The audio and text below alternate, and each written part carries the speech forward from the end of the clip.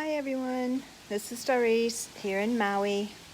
I'm doing a live video. I'm all set up here to show you a demonstration. I'm going to show you how to create sand. And I'm just going to show you the sand part. I'm not going to show you the water part. It's just the sand. So this technique is in my book, The Art of Painting in Acrylic. And it's just one of many techniques. There's six artists in the book, and we all have our special techniques. And definitely go check them out, play with them, try them. They're all easy to do, and you'll definitely get a lot out of it. So anyway, bear with me for a minute. I'm going to set my phone into the tripod. I have it all set up here. If it's a little breezy and kind of sounds funny, it's because of the wind blowing through the trees. So sorry about that. Can't do anything about nature. All right. We are all set up. I have my canvas here. And I got Bob here. He's my little mascot. He's been helping me out since I've been on stay-at-home orders. Kind of been a lot of fun playing with him. He's going to make sure I do everything correct. The tools we're going to use today is a toothbrush and a 1-inch wash brush. This is a watercolor brush, but I love using this for getting some really nice smooth backgrounds. It works great. Holds a lot of paint, a lot of water, and a little small round brush. So those are the three main tools I'm going to use for this demo. I have my cup of water here ready. I have my palette. Now if you watched any of my previous live demos, I've explained to you about my palette. All this is a piece of plexiglass that I get from my framer. I leave one side of it with the plastic film on it so that you can't see through it. They clean up really easy. They're very cheap. You don't have to go and buy expensive palettes when you're just first starting out. You can just use something like this. The colors we're going to use today are burnt umber, Payne's gray, burnt sienna, yellow ochre, and white. Alright, so I'm going to squeeze out some of these paints on my palette. Now this technique, you're going to want to make sure your surface where you're painting is well covered, because it's a very messy technique and paint is going to go spattering everywhere. So make sure your area is well covered. I have my area, my table completely covered so that it doesn't get spattered with a lot of paint. I don't worry about my box of paints here. It doesn't matter if they get covered with paint. Okay. All right, so I think you can see that. I think I have the camera set up to where you can see my palette. So today I'm going to use an 8x10 canvas board. It's inexpensive. Canvas boards are great to use for when you're just starting out and you're practicing and you don't want to spend a fortune on art supplies. So this is definitely well worth using. And it's great for this demo because I'm not really planning on anything with this. Okay, so first what you got to do is cover your whole canvas with an underpainting. And I'm going to mix some paints here. I'm going to make a varying different colors, and I'm just going to start kind of scrubbing them onto the canvas, making sure the whole canvas is completely covered. Now I'm using these colors because they most represent the sand. You know, dark sand, light sand, red sand, yellow sand. Sand comes in so many different colors.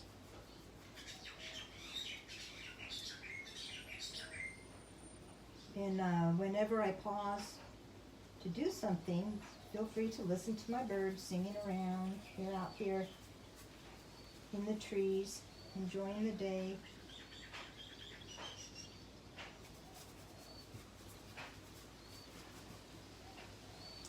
So far I haven't used any of the Payne's Gray. That's this one. And I'm probably not going to until towards the end when I'm actually making the sand part. Okay, what the trick of this is making sure you have light areas and darker areas, because you're going to have wet sand and light sand. You're going to have dry sand. You're going to have sand with the sun hitting it. You're going to have sand with shadow on it. So the more interesting you get your underpainting, the more interesting your beachy sand is going to look.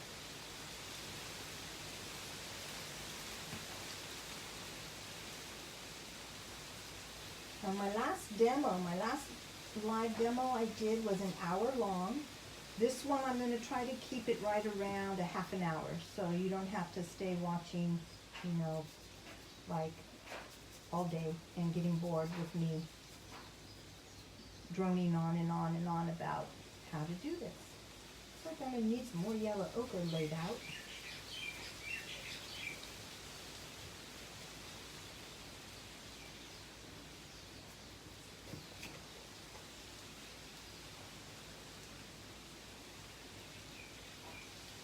I hope you're all doing good. You've been behaving yourselves and staying inside and wearing your masks when you go out. You know, and you're all staying healthy.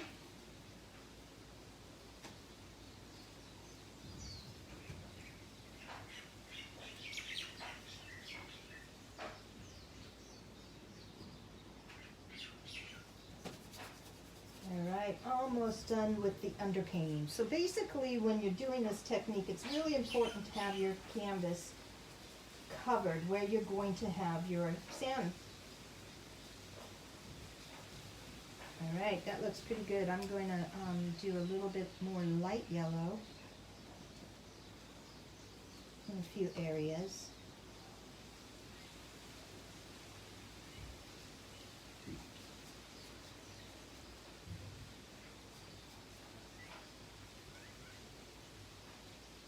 Okay, so this part does not have to be perfect. It just needs to be covered.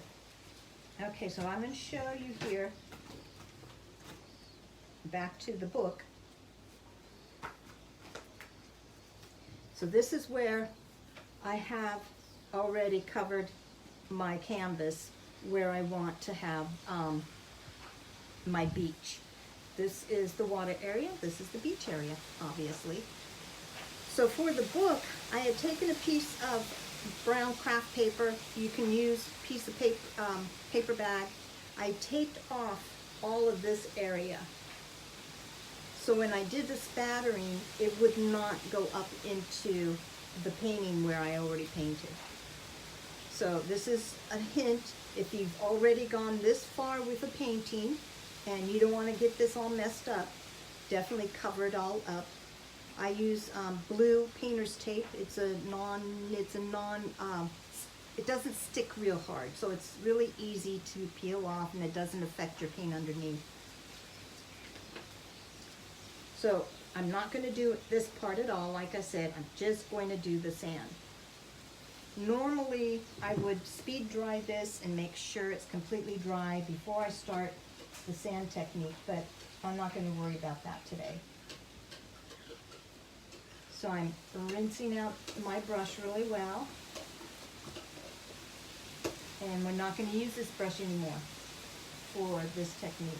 I'm going to set it off to the side. This is the most important tool for this technique. So first, I'm going to take a little bit of the Payne's Gray, make a puddle. Now what's important about this technique is making sure your paint is wet enough that it's going to come off easily.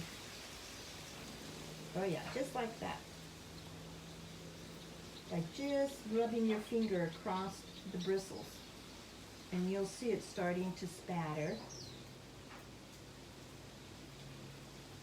Now you can do it that way, or you can take your hand. I often hold the brush with the bristles pointing towards my thumb, and then I just hold it down and run my thumb across the bristles. If your paint is too solid, not wet enough, it won't come off the bristles. If it's too wet, you'll end up with big blobs.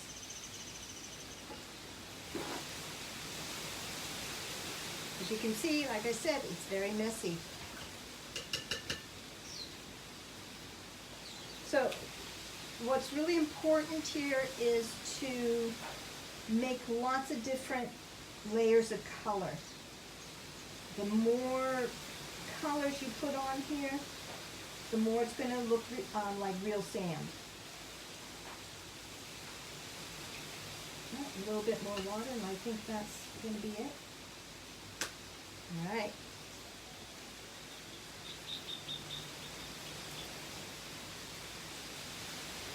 All right, see how that lighter color really pops on the darker areas of the underpainting that I've done?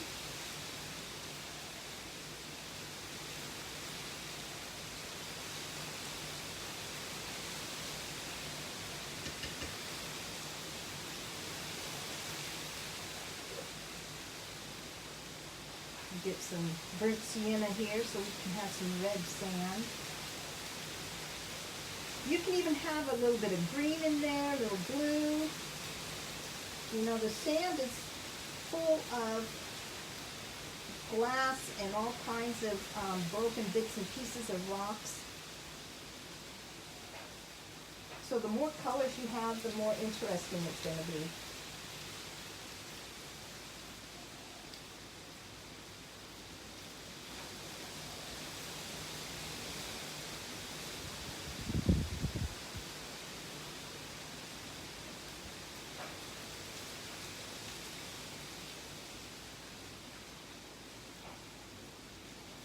You guys been watching my Bob Ross videos every morning, where I'm doing the Bob Ross message of the day?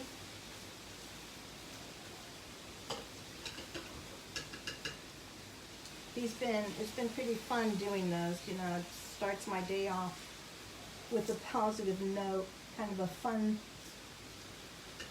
way to get the positive energies flowing.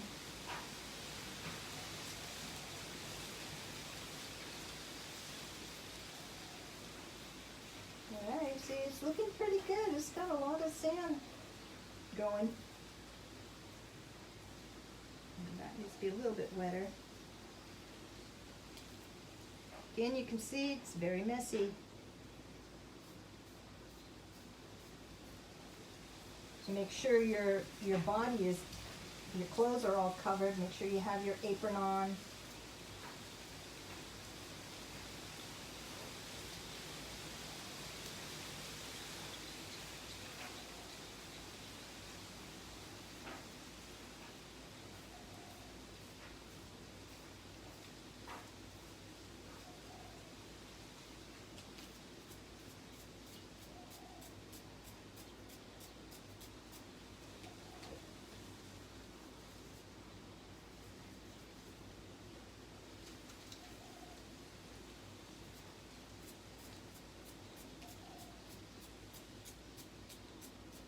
Just keep adding layers and layers.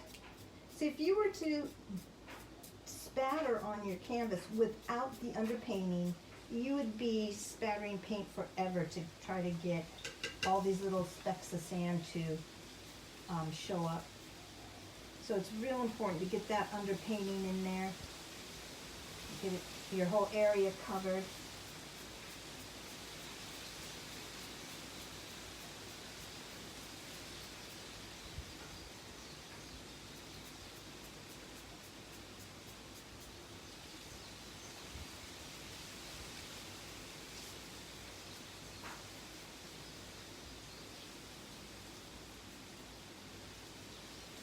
This demo may not even take a half an hour to do.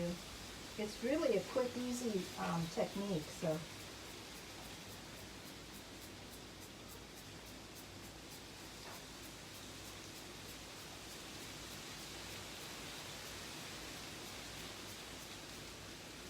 it's looking pretty good. I'm going to hold it up closer to the video, to the phone, so you can see how it's going so far.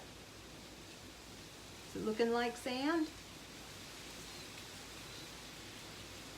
Okay, so if you're asking any questions, or if you're saying anything to me, I won't be able to answer you until after the video's all over, because I can't see your comments while I'm doing this. Now you can see right in here where there's paint spattered everywhere, all around the table. That's why it's so messy, and it's very important to keep things covered. Okay, normally I would try to dry this with a hair dryer so I can move on to the next stage. Don't have my hair dryer here. I do have the wind.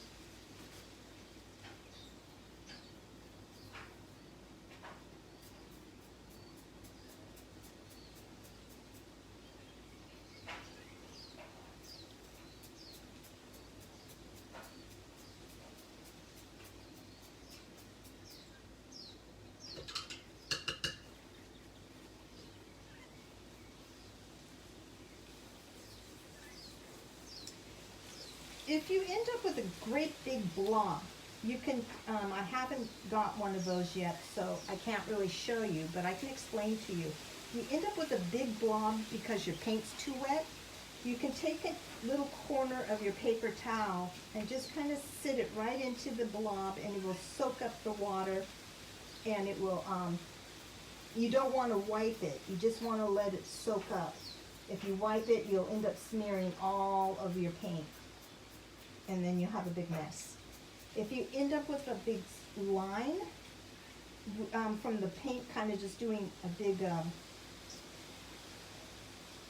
big string of, instead of little tiny spatters, you can always turn that into a piece of driftwood or anything like that. So,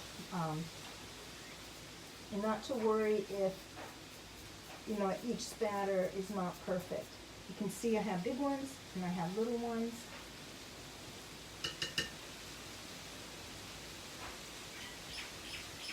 I want some more yellow ochre. Oh yeah, nice more there.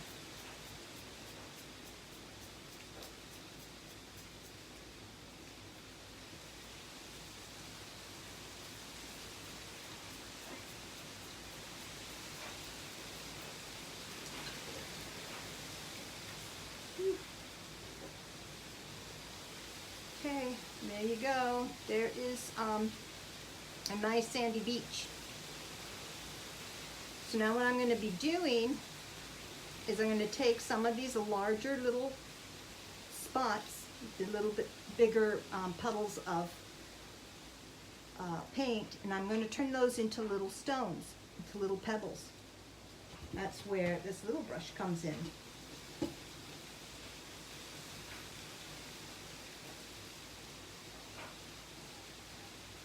So I'm going to go into the Payne's Gray. It's my little shadow color, my dark color. I'll pick one of these. I'll do this light one here. That's not going to work very well when this paint's wet. Works much better when all of the paint is dry. You just put a little shadow line underneath. kind of pull it out depending on which direction your sun's coming from. So you always have to have a light source, so you want to know which direction that sun is coming from.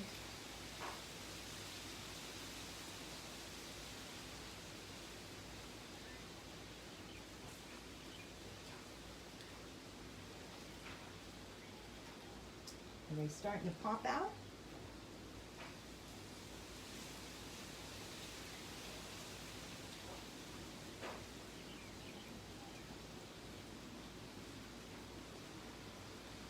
And I try to keep them very random. You don't want to make any patterns where they look too perfect. You know, like you don't want them all in a row. You want to make them kind of just here and there. And you don't have to do a whole lot. You can just do a few across your beachy area.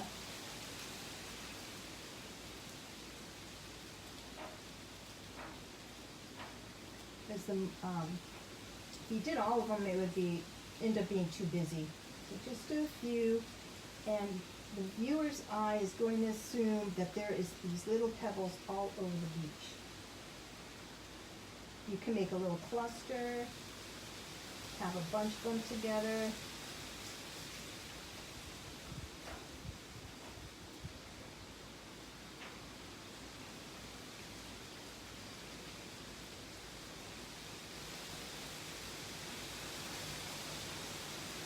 See, not very hard at all. Easy. It's really easy, fun technique, and it's very satisfying because you can create sand just like that. And it's so much better than doing one little sand speck at a time. And who wants to do that? That's no fun.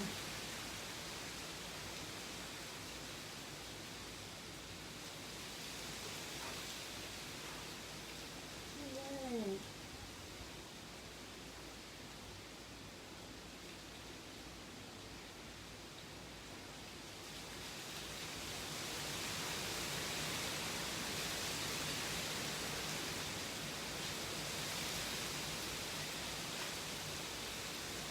That one got a little bit big, so let's go back in with some lighter color.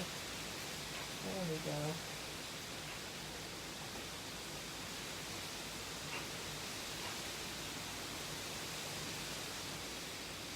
Now the spattering technique, you can use it for like doing snow. So if you live in an area where you have a lot of snowstorms, you can complete your painting, whatever it's going to be, a little snow scene, a little mountain scene with pine trees and so on. And when you're all done, then you can just take your white paint and your toothbrush and spatter across the whole thing, and it will look like it's snowing.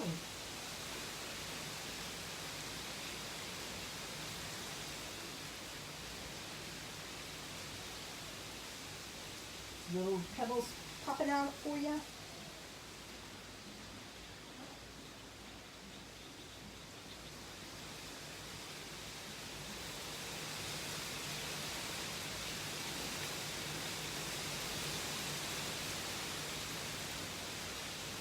Now the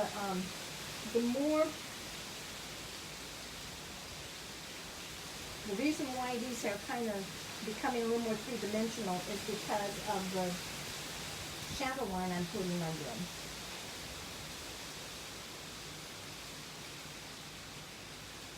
And some of these pebbles, if this paint was really dry, I'd be able to go back in and put a medium color and then a highlight on some of them so that they really look three-dimensional.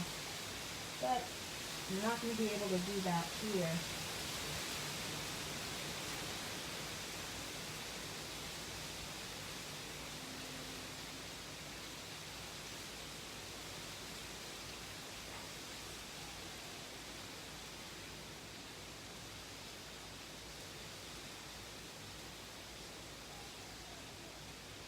The whole grouping over here in the corner. It looks like they kind of all washed up.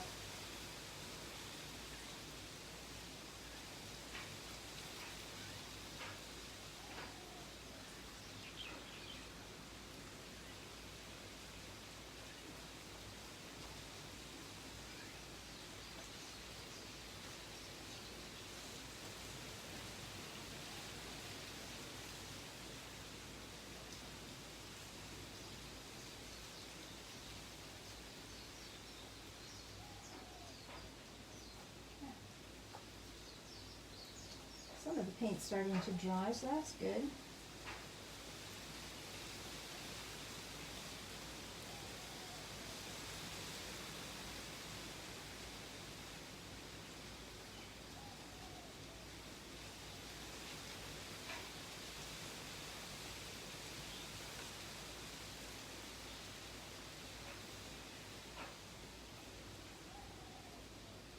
Kind of holding the canvas up at an angle. Hopefully you're able to see it, so you can see what I'm doing. I'm going to turn it a little bit more.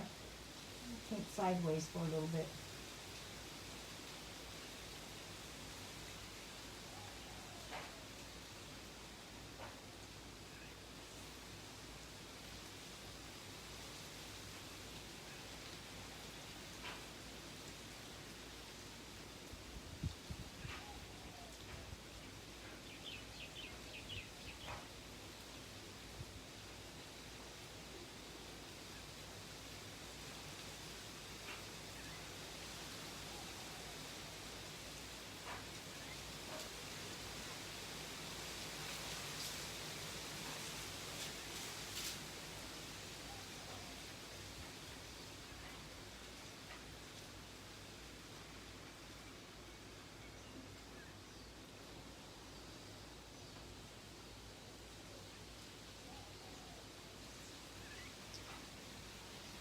Alright, looks like that's pretty good. I don't think I need to do too much more.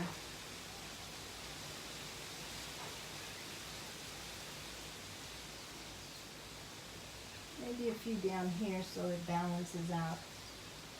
I don't have a lot of big ones down here, so I'll have to turn a few of them into bigger.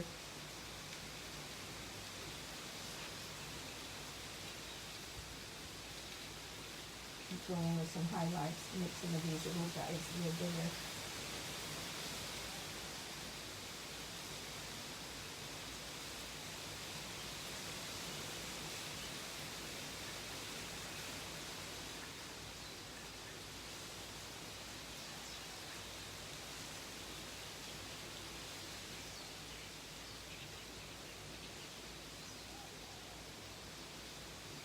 Alright, some of these are really popping out now. You can probably see them pretty good.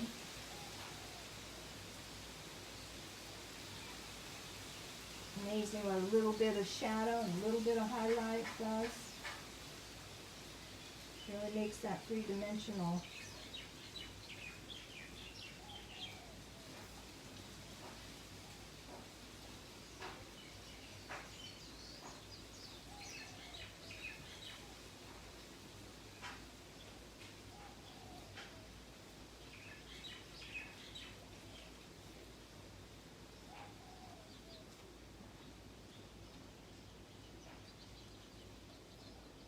That's a nice big rock.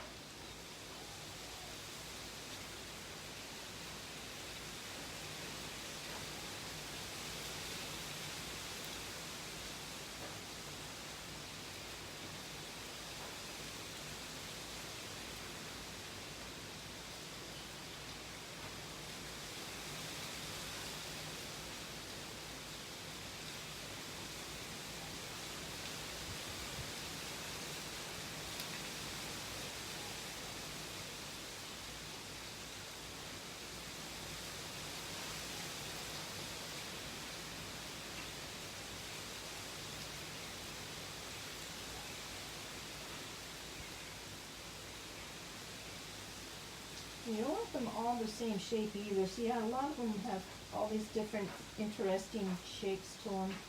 They're not all little round things. Some of them are a little bit elongated. You want them to keep it pretty random. The more varying your shapes, sizes, and colors, the more realistic it's going to be.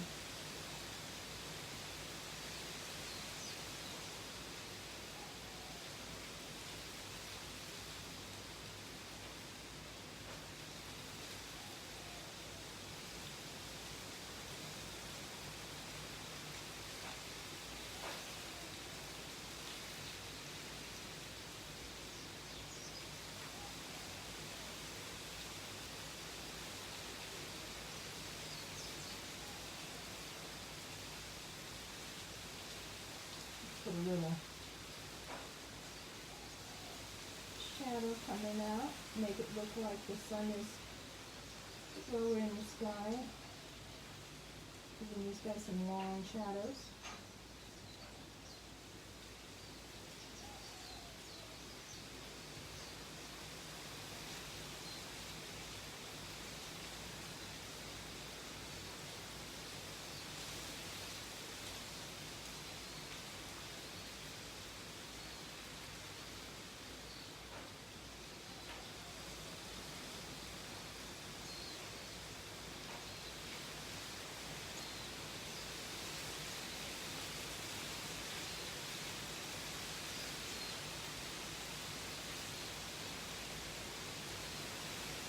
That big blob there.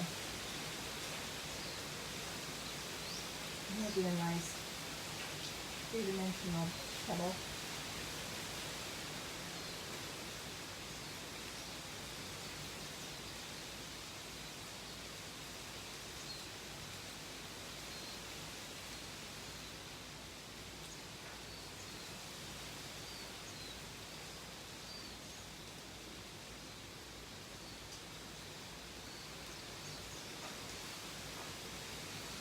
Still with me?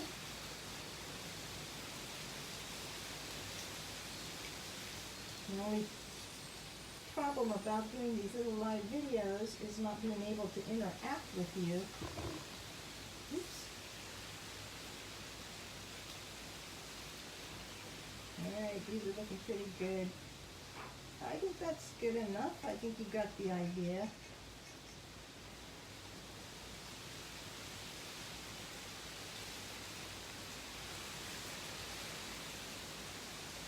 Alright, so there you have it. That's how you make sand and little pebbles on the beach.